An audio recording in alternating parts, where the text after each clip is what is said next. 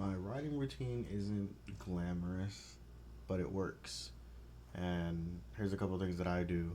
We're gonna break it up into four sections. My time management, the environments I like to write in, word count, and what I refuse to do. And end it off with a closing remark that I've been saying on this channel for quite some time. But if you're new, if you're old, welcome back to my channel and welcome to my journey. So, as far as time, what time do I like to write? I usually like to write when no one's up, like not even my dogs. Like when everyone's sleeping is when I get the best writing done. When I bring everything that I've been writing in my notepad for like all week and I throw it into my Word or my Google Docs is usually when I do my best writing is when everyone's asleep because there's no sounds and distractions. I get distracted super easily. Um, if I ever miss that time, I just I don't really worry about it too much. Try to keep consistent with that time at least a couple days out of the week. If I miss one day, I kind of put in double overtime the next day, and if I miss a couple days, I kind of I just kind of just I don't lump it together, but I make sure I'm writing somehow, some way. If I miss that particular time that's best for me, I'm writing some way, somehow, on like on my notepad or my phone or speech or whatever, or spitting ideas with my wife or my friends. I'm just making sure ideas are always flowing. As far as environments, the best place that I like to write is in the car because, like I said, that is the most turn off my brain moment that I can do. I mean, like, as far as driving, that is the most turn off my brain moment I could do. Because when I'm in the car, I am zenned out. I don't really listen to music like that. And, like how people used to imagine people running on the wires and shit and jumping over the thing. That's how I still am as an adult. So I'm just constantly thinking of something. Um, the vacation never gets repetitive to me because even if it's a long drive or a short drive, I spend a bit of time thinking about a story that I'm writing or a story that I can think about, you know? Um, word count. So, word count. I don't stick to how many words I want to write a day or how many words I'm going to get done.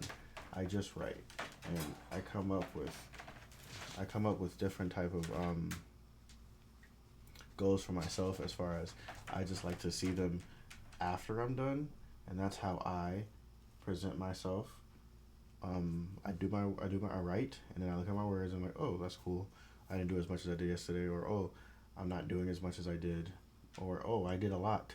I don't really stick to word counts. I don't put myself within a bubble. I let myself just kind of write, and whatever comes out, that was a nice goal that I achieved for the day. Kind of like working out. Like, you go in there, you can what you're gonna do, but sometimes you in the moment you might just think about doing more, and that's kind of just how it works for me. Um, uh,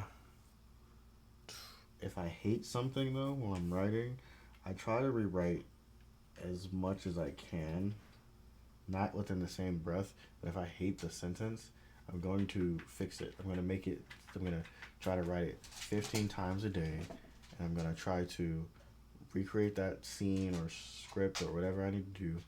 And if it still turns out, then I'll get rid of it. But I usually bounce. If I have to hate a sentence, I make it make sense to someone else. If they can read and comprehend what I'm doing, I feel like it's me just overreacting, and then I need to go and do something else. They're just like, okay, this is just me, because they understand it. Someone understands it, not me. But if they understand it, then it could just be me. So that's usually what I do when I hate a sentence. As far as what I refuse to do, I don't edit mid draft. If I am writing a draft, like if I write a paragraph or if I finish a chapter or start a new chapter, in that same breath, I am not editing that. At least not tonight. If I was to write right now, I'm not editing that tonight because it was fresh in my brain. It was the rawest it could be. So if I come back to it tomorrow or whatever, I come back to it and it is trash, then I'm like, okay, then that's when I edit. But in the moment, everything kind of flows out, and I like to get in that flow state. And I feel like going back and edit it kind of takes me out of it. So I try not to do that too much. Like it's very little that I will edit something, especially like I don't even after I write something, I don't even go back and reread it. I wait like a couple days or a day after that, or like even a couple hours, and I'll go back and reread it to see if it makes sense. But in that moment, I'm not reading it to make sure it makes sense. I'm strictly putting my idea to paper and continuing moving, and that's how like I usually get writing done. Um, I don't wait for ideas to pop in my head. I'm always brainstorming about something. So if something doesn't work, I'm gonna keep over and over and over thinking it, and just kind of beating my head with like a drum, trying to figure out how I could have made that better or how I could have changed it. But I don't wait for the ideas. Like the ideas, you shouldn't wait for the ideas. Ideas, you just have to kind of like, you kind of have to. If you don't feel inspiration from the ideas, you can always tell somebody. You can ping pong ideas off and see if that really fits and sticks before you put it into your book for the final draft. But like it being in the draft and then like you putting a sub portion of maybe another scenario that's happening the same thing. Like I said, it's your book. You can switch it, flip it around, do whatever you want with it.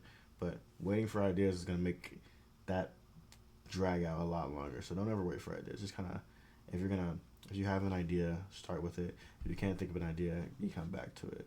And if you think of an idea and you can't come back to it, kind of just, juggle which one between commenting on like with your friends and stuff. Like if that makes sense. I feel like I'm kind of rambling on, but I feel like you get me right. And that's all our segments today.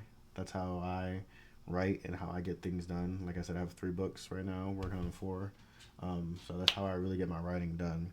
And for closing remark, like I said, like I've been preaching before, routine beats inspiration every time. If you have a routine, you will beat inspiration every time. If you have a routine, you will beat that depression that's not keeping you from being great. If you have a routine, you will beat that monster that says that you're not worthy enough. Remember that. I'll catch you guys in the next one.